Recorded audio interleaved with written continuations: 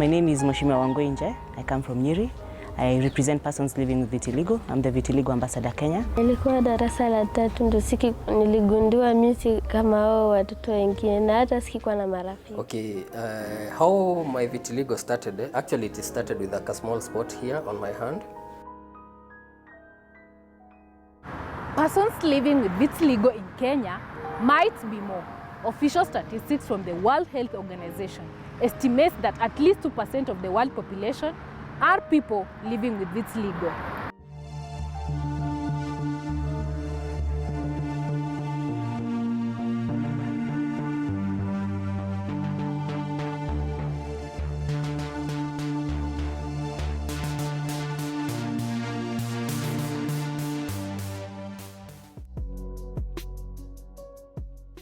Vitiligo is an autoimmune condition where your antibodies generally fight your melanocytes. So your melanocytes cannot be able to produce the skin color.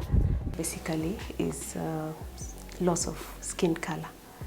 And what happens is there's usually destruction of the cells that form the skin color, the cells that are called the melanocytes. Either they are destroyed or they are not able to produce the color as it's required.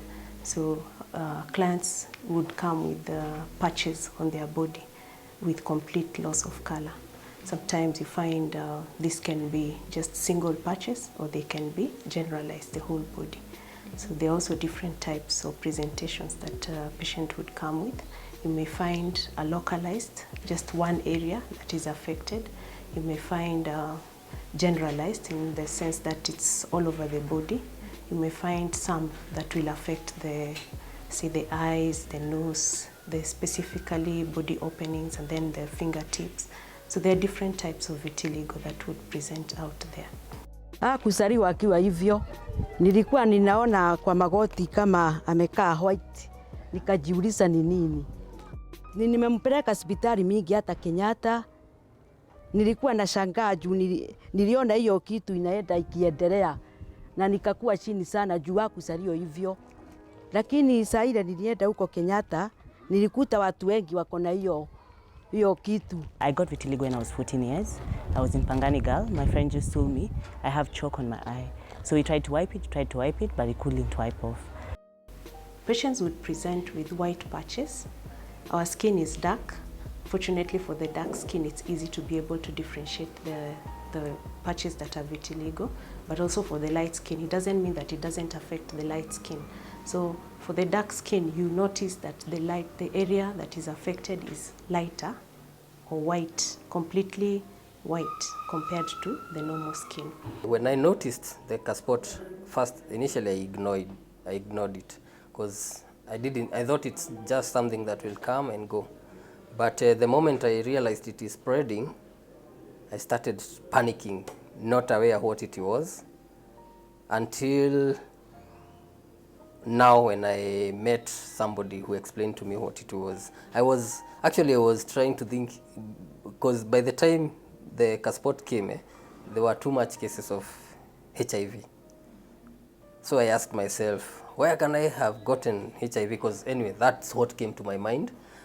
First of all, but I wasn't sexually active, and but I used to go to hospital. So I asked myself, maybe I was injected and infected. So I had so many unanswered questions in my mind. I was very young, and by then it hadn't spread too much. So I got a chance to know what it was before it spreaded too much to kill my esteem. We have vitiligo, rare circumstances where newborn would present with it, though it's not very common. We see a lot of vitiligo in children, particularly the one that affect the genital area. That's pretty common, especially with the girls, but it doesn't mean that also the boys are not affected. We also get cases among the boys. But then in most cases, vitiligo would start in their early 20s and continue on for the rest of their life. So vitiligo sometimes, for the single patches, may resolve with treatment. But then there are those patches that, there are those generalized presentations that may tend to continue and they might be conditions that patients may have to live with for the rest of their lives. My mom was the one who established I had vitiligo, since it started when I was 1.5 years and I was a small child. So it first appeared at the genital area, and she thought that the house elves were burning me with the napkins, or they were not changing me in good time. And she ended up like firing like 5 house elves. Before later on she saw that it's progressing, and she went to hospital. And actually the first hospital did not know what it was. So she went to almost around 5 to 7 hospitals. I'm never sure about the hospitals, but she told me she went to many hospitals before we landed to the main doctor, who was called Dr. Bansil. And he's the one who diagnosed me having vitiligo, and at that time I was around 2 years old. So when I discovered mainly about vitiligo was when I was in class 1.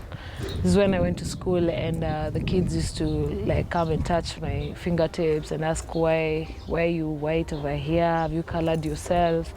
And all those questions.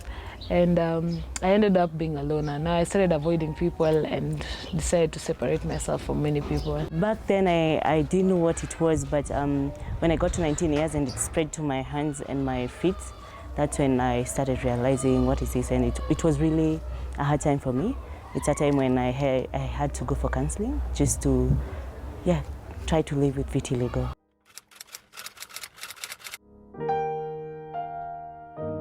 If I expose myself too much to the sun, I turn pink because I get burned. Sometimes it's itchy because you see, melanin, the one we lose, is the one that helps us to protect us from the direct sunlight, the UV light.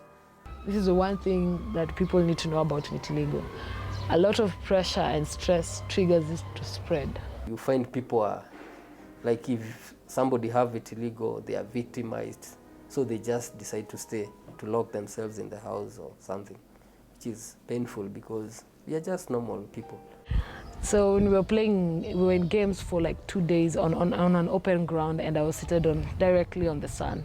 And this is when I got burned in a major way that I had to be admitted in hospital, because all the water in the body normally goes to the white patches, and it actually looks like a blister.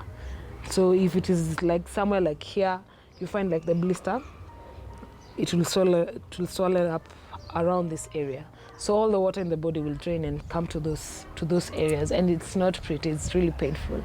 So you have to be drained to the water, and then you apply some cream until they all dry up. And now being a filmmaker and a photographer, I use my eyes more than I use my eyes and my hands and my legs. But it's challenging because when I go into the field, there's too much sun. Even if sometimes I use sunscreen, at times it just can't, like after exposing myself too much, I start feeling itchy. But what do? This is my career, I love it. I have to just do it. It was hard because I remember I used to work with hoodies and wear gloves so that people don't see it. The society perceptions of such things. You'd find someone saying, is it a curse? Did you steal someone's husband? You'd find just someone calling you a monkey. So to avoid such circumstances, I'd dress up to avoid that.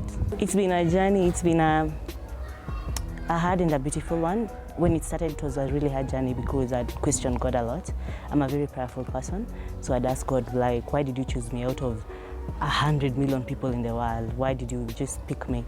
Like, why do I have to be different? Why do I have to go through the stairs and the abuses on the streets? But then again, I took it as an opportunity to serve people, because out here for someone who hasn't really accepted themselves, it's really hard. So I took it as an opportunity. I took my condition as a way of changing other lives, because I know how it feels to live with this condition. I think the moment I felt that I was too down was before I was told what it was. Because I had so many questions in my mind. I hadn't seen a person with it. I think I had only seen one person, who was our teacher in high school. And I remember how people used to call him names, like in our native language, people would call him kamushono, like somebody whose skin has peeled off. So when I got it, my mind went back to the teacher.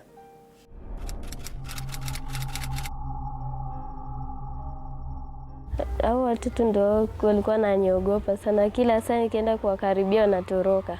I faced discrimination recently, and I'm a fighter again. I will walk out of the office if you discriminate me in any way. And yeah, I just tell people, if you find someone working in a bank, in a hospital, in a government institution with vitiligo, please don't discriminate them. Just smile to them, talk to them, it's not contagious. I used to feel bad, and I'd ask you, why, what are you looking at? Do you want a picture with me? I had an arrogant view towards my condition. I remember there's a time I went somewhere, and a grown-up, I wanted to shake hand to the person, and the person just disappeared and screamed, and like, it was a bad experience, but I just decided to let it go because I knew anyway she didn't know much about it. But the problem was the stares and the snide comments you get on the streets of Nairobi while walking, or even at school. It was really hard because now I was entering university. It was really hard for me, but the counseling helped me cope. Sometimes I got stares from people, and sometimes walk in the street and somebody just shout at me, "Hey, what happened? Did you drink changa?" And I'm like, I just smile at you. If you like, I just smiled at them and told them, yeah, I took changa, but it did this to me, and just laugh at it. I didn't accept one day to be put down by any comment, but I heard so many bad comments, especially from the street boys in the street, and sometimes kids would stare at me, and even grown-ups. Some would come and ask me, the brave ones, what is it? What happened? And people had so many ideas of what it was, but it never put me down. Wangoi Nje, Julie Nasujul, and Tabitha Nyambura may have been raised worlds apart, but they do have something that bonds them together. They all suffer from vitiligo.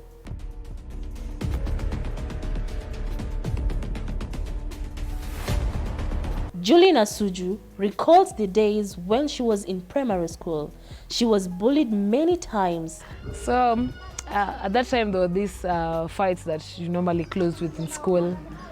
You fight, and then the winner has their say.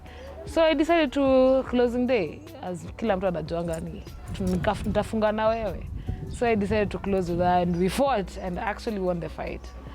And after winning that fight, it kind of boosted my courage. And everybody else in school stopped bullying me. The bullying stopped, the pranks stopped, everything stopped from there. Just because I decided to stand for myself. It's not actually a good way of trying to stand up for yourself, but for me, it helped me at that time. So when I'm going to Form 1, I knew definitely this is where everybody is going to bully me. Since I had gone through all that when I was in primary, and so I knew in high school it might be worse than this because I was going to a boarding school. So for me, I took vitiligo to my advantage. And when I went to high school, I told everyone that it is contagious so that they can stay away from me. So my clothes, I would even leave my bucket there, no one would touch my bucket. I would leave my clothes anywhere, no one will touch my clothes. Just because I used it to my advantage. But as time went by, after a year, I started talking to people, I started being friends with people, and I ended up telling them that it's not contagious, but at least I'd passed that stage of being bullied in Form 1, and now I was going to Form 2. So that's when I opened up and told the people it's not contagious.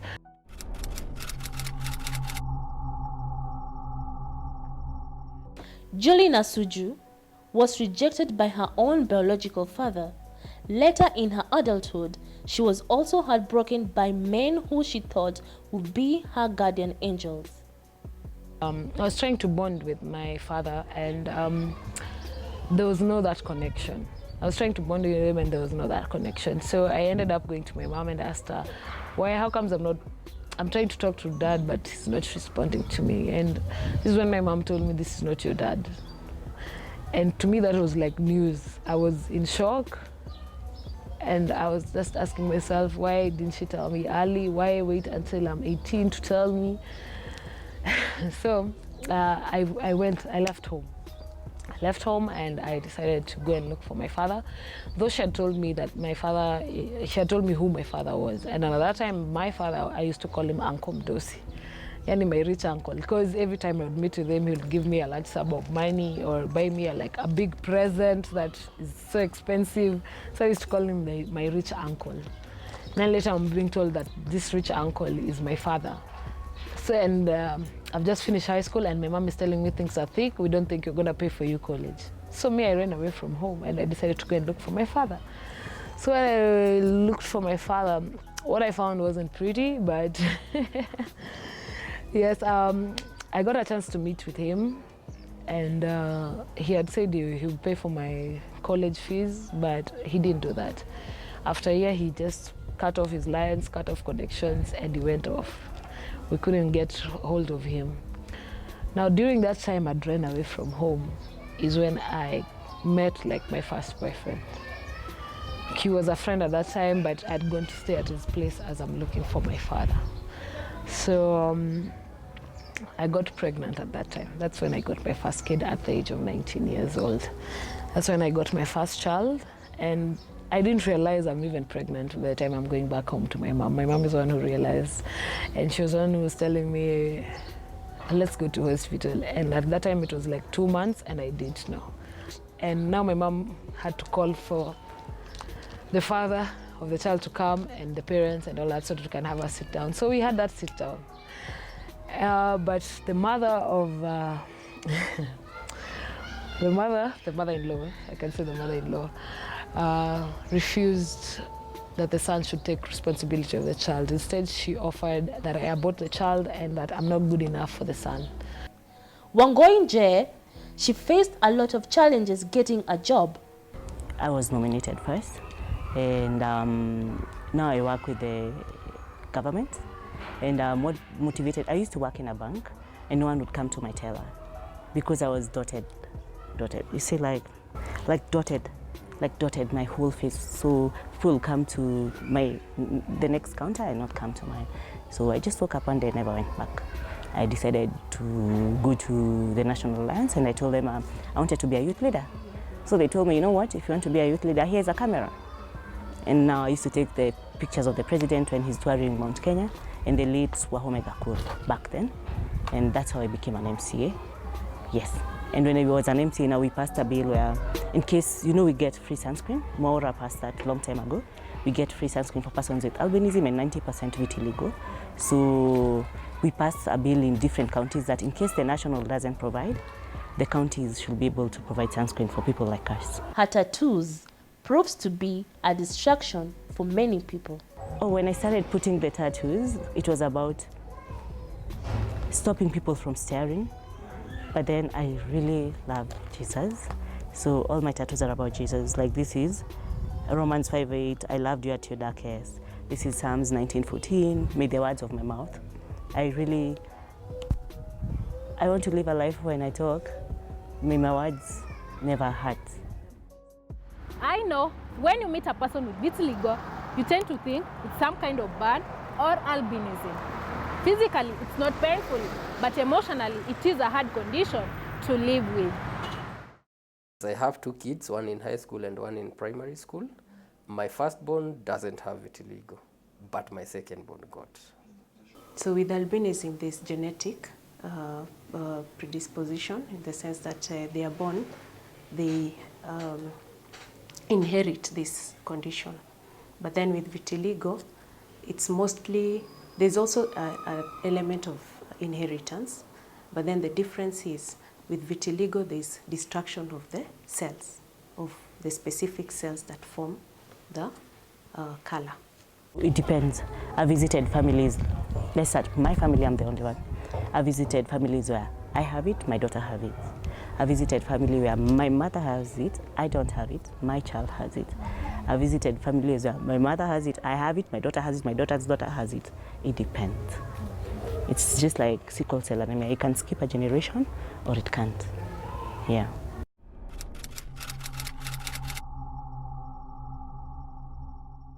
One of my grannies, my grandmother, gave me the GNLD stuff. I took it for around 2-3 months.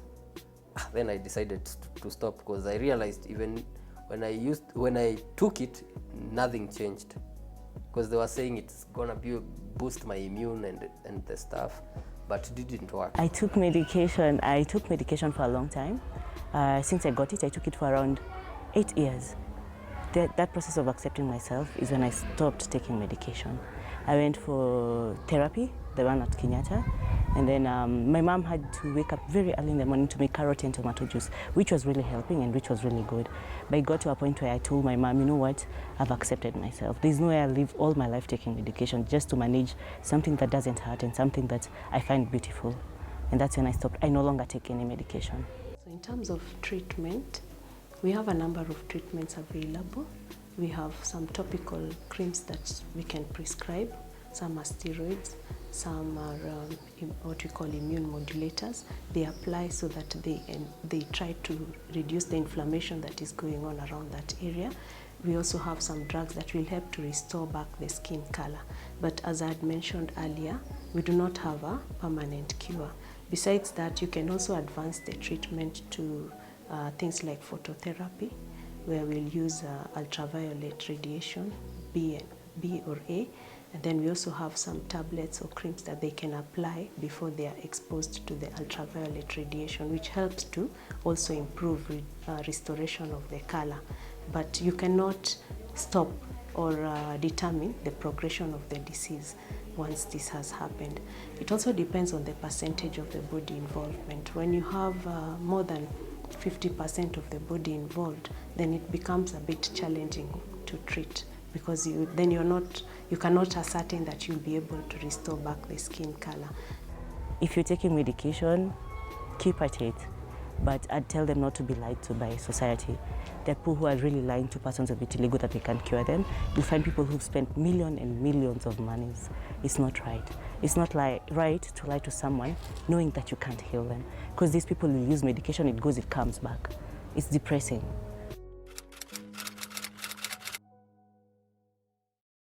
That one started in 2014.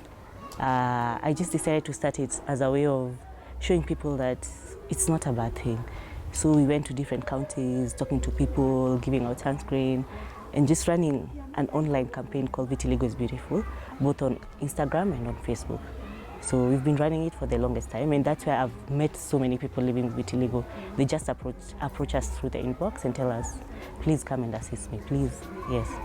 What I'm currently doing is just visiting families of people who have vitiligo, giving them sunscreen and telling them how they can register with the National Council as persons living with disabilities, because it was put that in 2014 by the former PS. She's now PS of Health.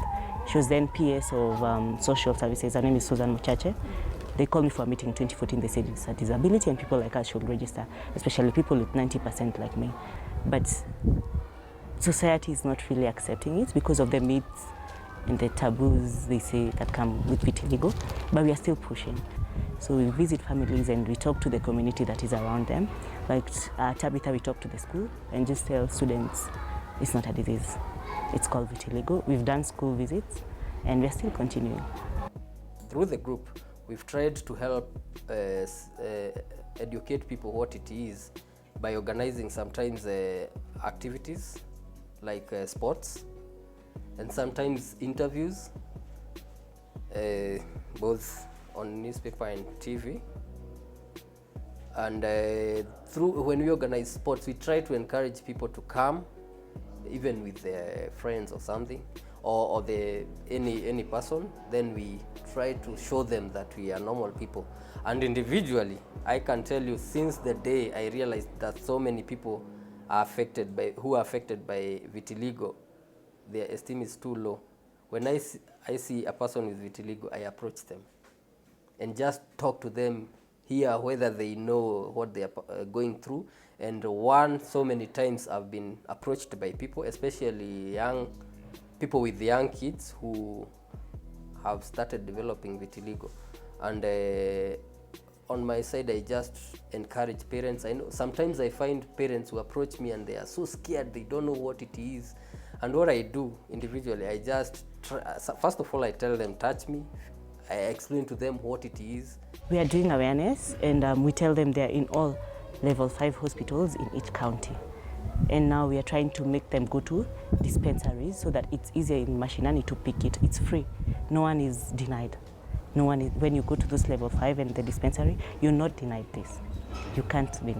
If you're denied, I actually tell them, just call me. Call me if someone tells you no. Yes. They can follow our pages.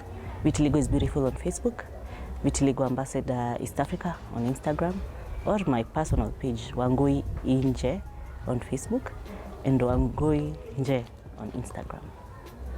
I want to have a fashion house that can show beauty in all areas, in all disabilities. I wanna show it all. Whether you have you don't have one leg, you don't have one foot, or anything. Yani, for me, I think I just want to show the world the beauty in the people who don't see. Most people don't see themselves as something. I love bringing out the beauty in someone who's down. Seeing other people like me struggling is what motivated myself to accept myself, so that I can be able to help these other people also not struggle. Every day I wake up, look at my family, gives me hope.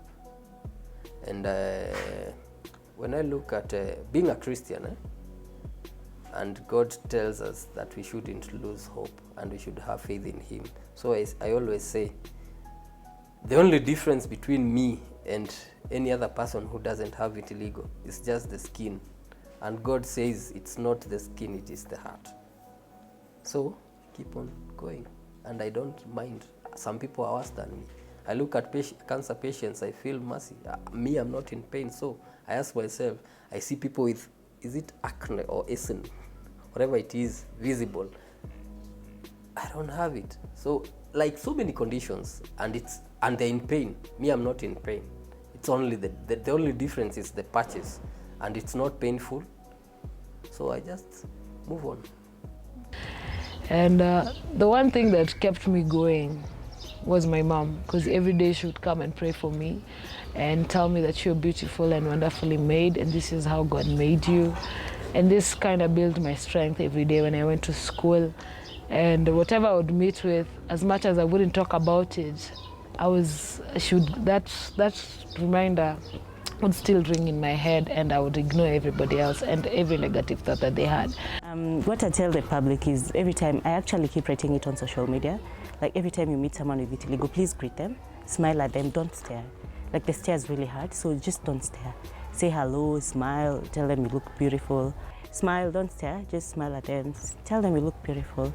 For families who have persons with vitiligo, I think the families should be the greatest foundation to these people. For women out there who have children, if they meet someone with vitiligo, they should just tell their children, like, it's not a disease, it's someone very beautiful. You'll find children saying really harsh things to people with vitiligo. So even for parents who have children who don't have vitiligo, they should just talk to them and just tell them. Like I tell children, because they'll ask me, you're black and white. I'll be like, oh, don't eat sugar. If you eat sugar, you'll be like me. Then they'll be like, oh, I want you to eat sugar. God created us all, and He loves us all just the way we are. And accepting yourself would be the best thing you would do for yourself. Persons living with vitiligo or albinism, when exposed to a lot of sunlight, can develop skin cancer. However, it has no cure or treatment, but its treatment can restore color to the affected skin part. Reporting for Hope Channel Kenya, I'm Lilian Wekesa.